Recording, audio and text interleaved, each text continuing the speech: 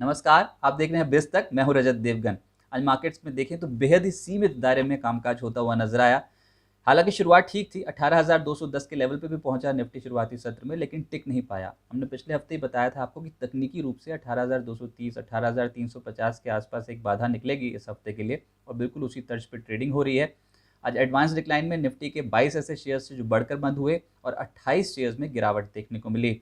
Bank Nifty 31 अंक गिरकर बंद हुआ है। निफ्टी कुछ 6 अंक के आसपास बढ़कर बंद हुआ है 18,109 के लेवल पे। सेंसेक्स 32 अंकों का गेन शो करके गया है, लेकिन कोई बहुत बड़ी तेजी आज ट्रेडर्स नहीं बना रहे थे। अच्छा, अर्थव्यवस्था के आंकड़े बहुत इंपॉर्टेंट थे। शुक्रवार को बाजार बंद होने के बाद सीपीआई इंडस्ट्रियल आउटपुट के आंकड़े आए थे भारत में। महंगाई दर बढ़कर आई थी, और अभी भी जो थोक महंगाई के जो आंकड़े आए वहां पर भी 5 महीने का उच्चतम स्तर थोक महंगाई में देखने को मिला है। ये कंसर्न है। 12.54% का आंकड़ा आया, जो कि 10.6% से बढ़ा है मंथ ऑन मंथ बेसिस पे अक्टूबर महीने में। वीकेंड के दौरान चाइना और जापान भी फोकस में थे, क्योंकि जापान में जो Q3 जीडीपी के आंकड़ा है वहाँ पर गिरावट देखने को मिली माइनस 0.8% की, और चाइना में 3.5% की इंडस्ट्रियल आउटपुट ग्रोथ देखने को मिली। पर इसने कोई बहुत बड़ा आज असर नहीं डाला मार्केट पे। आज तकनीकी रूप से ऊपरी स्तरों पे प्रॉफिट बुकिंग देखने को मिल रही थी। निफ्टी में जो तेज था उसमें था पावर ग्रिड, अच्छी तेजी, 3% ऊपर की क्लोजिंग। इसके अलावा ओएनजीसी के नतीजे ठीक लगे बाजार को, 2.5% ये तेज हुआ। आईटीसी, सिप्ला, यूपीएल ये निफ्टी के सबसे तेज चढ़ने वाले स्टॉक्स आज साबित होते हुए नजर आए।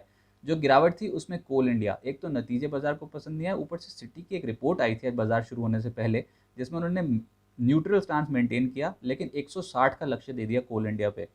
नतीजा ये हुआ कि 4.5% स्टॉक टूट गया। मेटल स्टॉक्स में वीकनेस थी, जिसमें टाटा स्टील, हिंडाल्को जैसे स्टॉक्स थे, वहाँ पर प्रॉफिट बुकिंग देखने को मिल रही थी 2.5% से 3% के आसपास की। और आयशर मोटर्स, एसबीआई लाइफ, ये कुछ ऐसे स्टॉक्स थे जो आज गिरावट शो कर रहे थे। अच्छा, जो दिन था आज वो hospital, pharma, health care stocks के नाम रहा। हॉस्पिटल्स इसलिए क्योंकि अपोलो हॉस्पिटल्स के नतीजे बाजार को बेहद अच्छे लगे। एक तो नतीजे 4 गुना मुनाफा बढ़ता हुआ नजर आया, ऊपर से जो ब्रोकिंग हाउसेज कमेंट्री और साथ ही रिपोर्ट्स दे रहे थे आज, वो बेहद शानदार थी। 4670 की क्लोजिंग थी शुक्रवार के सत्र में अपोलो हॉस्पिटल्स की।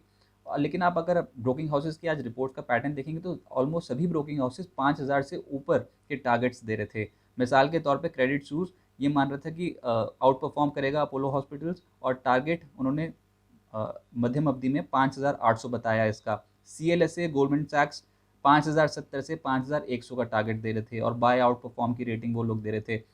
नतीजा ये हुआ कि आज ही ये स्टॉक 5080 पहुंचता हुआ नजर आया। अच्छा, अपोलो हॉस्पिटल्स तो चला ही, लेकिन उसने मूड से सुधार दिया पूरे ही सेक्टर का। और अपोलो हॉस्पिटल्स 9%, मेट्रोपोलिस 8%, फोर्टिस 7% से ज़्यादा चढ़ता हुआ नजर आया। फोर्टिस के नतीजे भी ठीक थे। मैक्स हेल्थ केयर में भी लगभग 6% का उछाल देखने को मिला। फार्मा स्टॉक्स का भी दिन हो गया आज, जिसमें लॉरस लैब्स 8%, ग्लैंड फार्मा में 5% की तेजी, बायोकॉन, ग्लेनमार्क, सिप्ला 2.5% से 4.5% उछलते हुए नजर आए। एफएनओ के अगर आप गेनर्स ही देख लेंगे, यानी कि बढ़ने वाले स्टॉक्स आज, तो यही स्टॉक्स आपको दिखाई देंगे फिर से। आप Apollo hospitals, metropolis, Laurus labs 8% से 9%, सिंजीन इसमें भी लगभग 7% के रिटर्न मिले।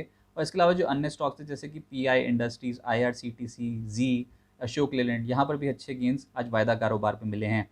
एफएमसीजी का दिन ठीक था। आईटीसी आज लीड कर रहा था, 2% से ज़्यादा की तेजी स्टॉक में। Procter and Gamble health care, Britannia, Marico, Nestle, ये कुछ ऐसे स्टॉक्स थे जहां पर मार्जिनल गेंस आते हुए नजर आए।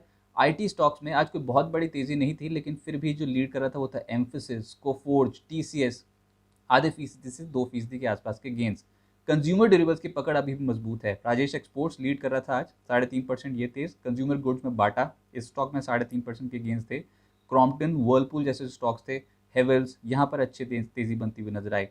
गिरावट वाले दो सेक्टर्स थे आज। लीड जो गिरावट को कर रहे थे वो थे मेटल्स, जिसमें आज Coal India, Welspun corp, Tata steel 3 से 4.5% के आसपास टूटे। JSPL, हिंडाल्को, यहाँ पर भी आज गिरावट ही देखने को मिली। सरकारी बैंक्स अब प्रॉफिट बुकिंग हो रही है ऊपरी स्तरों पर। JNK बैंक 6.5% कमजोर, यूनियन बैंक में 2.25% की गिरावट। Bank of Maharashtra, bank of Baroda और इंडियन बैंक जैसे स्टॉक्स, कैनरा बैंक, यहाँ पर भी आज प्रॉफिट बुकिंग देखने को मिली। और गिरावट थी आज फाइनेंशियल्स में। मन्नापुरम फाइनेंस के नतीजे पसंद नहीं आए बाजार को, और 10% स्टॉक टूट गया। इसके अलावा MNM finance, Chola finance, REC limited, PFC, PEL, इन स्टॉक्स में आज 2.5% से लेकर 3% के आसपास की गिरावट देखने को मिली। MNM फाइनेंस 6% लुढ़का। मिड कैप गेनर्स यानी कि तेजी वाले स्टॉक्स मिड कैप कैटेगरी में, उसमें आप पाएंगे फाइन ऑर्गेनिक्स को सबसे तेज चला, 13% ऊपर। Suprajit 13%, NIT limited, Finolex cables, Asahi India, यहाँ पर भी 9% की तेजी बनी। रेलिगेयर, सिंजीन जैसे जो स्टॉक्स थे यहाँ पर भी 7% से ज़्यादा गेंस मिले, और थर्मैक्स एक और स्टॉक था जो आज बहुत एक्टिव था। स्मॉल कैप छोटे स्टॉक्स, इनमें भी एक्शन बहुत स्टॉक था। सैक्सॉफ्ट एक ऐसा स्टॉक था जहाँ पर आज तेजी बनी 15% की। Monte Carlo, Lovable, Mirza International, JBM Auto 52 हफ्ते के उच्चतम स्तर पर पहुंच गए, लेकिन तमाम स्टॉक्स 9% से 15% के रिटर्न शो कर रहे थे एक ही सिंगल ट्रेडिंग सेशन में। 52 हफ्ते की ऊंचाई की बात हुई है तो आप अदानी एंटरप्राइजेस को पाएंगे एक साल की ऊंचाई पे। HPCL, Ashok Leyland, Thermax, NIT limited, Bata, ये स्टॉक्स एक साल की ऊंचाई पे हैं। BSC, CDSL, ये स्टॉक्स में एक 52 हफ्ते का उच्चतम स्तर देखने को मिल रहा है, और मुथूट फाइनेंस पकड़ मजबूत कर रहा है लगातार, और इंडिगो में आज तेजी बनती चली जा रही है। प्राइमरी मार्केट पे एक्शन था। अच्छा, पहले तो नाइका के बारे में बता दूं, मुनाफे की फिगर 1.2 करोड़ की आई है, जो 96% घटी है। आप बीती तिमाही में देखेंगे तो नतीजा ये हुआ कि 4% से ज़्यादा की गिरावट आज नाइका पे देखने को मिली, लेकिन जो एक्शन था वो नई लिस्टिंग्स पे था। 3 लिस्टिंग्स हुई, और इनमें से 2 लिस्टिंग्स तो आज कमाल कर गई। पहले तो पॉलिसी बाजार यानी कि PB फिनटेक 980 का इशू प्राइस था, 1150 पे लिस्ट हुआ, यानी कि 17% प्रीमियम पे, लेकिन जो क्लोज हुआ है वो 22.5% बढ़कर एक स्टॉक क्लोज हुआ है। तो पॉलिसी बाजार के लिए दिन ठीक था।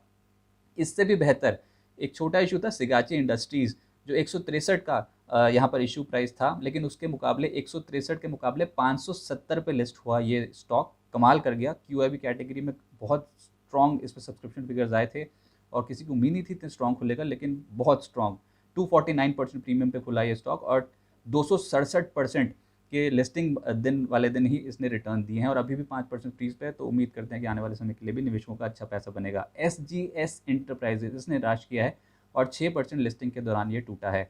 अब तकनीकी रूप से निफ्टी कैसा लग रहा है? अभी भी वही आप एक रेजिस्टेंस और सपोर्ट जोन मान सकते हैं, क्योंकि दायरे में फंसे हुए थे। मात्र 6 अंकों की तो बढ़त देखने को मिली है निफ्टी पे। तो जो ऊपरी स्तरों पे बाधा मिलेगी वो 18,230 से 18,350, एक रेजिस्टेंस जोन यानी कि बाधा का जोन रहेगा। और नीचे अब थोड़ा ऊपर हम मानते हैं कि 18,000, 18,050 अगर ये लेवल्स होल्ड कर जाते हैं तो कोई भी गिरावट का मौका हो सकता है कि इस हफ्ते फिर से ट्रेडर्स निचले स्तरों पर खरीदारी करें। ब्रेकआउट ट्रेडिंग नहीं होगी, लेकिन निचले स्तरों से खरीदारी फिर से होने के चांसेस ज़्यादा हैं। तो बाय ऑन डिप्स की मार्केट हो सकता है कि होती हुई नजर आए।